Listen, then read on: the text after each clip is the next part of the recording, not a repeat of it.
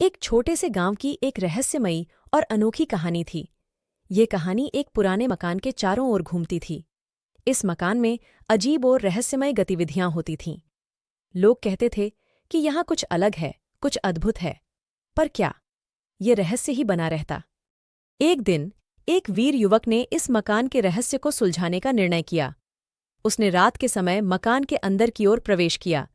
उसने नकाब हटाया और देखा कि मकान अत्यंत साफ सुथरा था, कुछ भी अजीब नहीं था।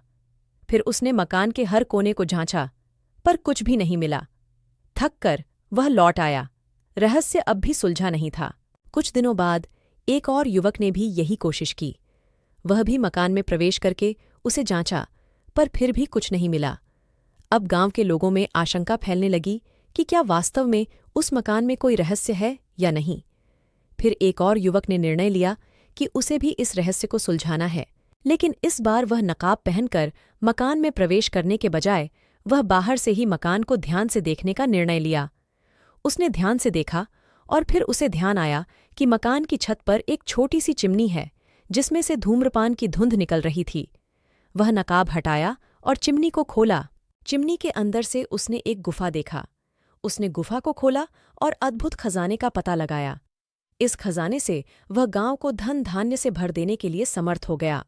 इस कहानी से हमें यह सीखने को मिलता है कि कभी-कभी हमें बाहर की ओर देखने की आवश्यकता होती है, क्योंकि समाधान अक्सर हमारी नज़रों के बाहर होता है।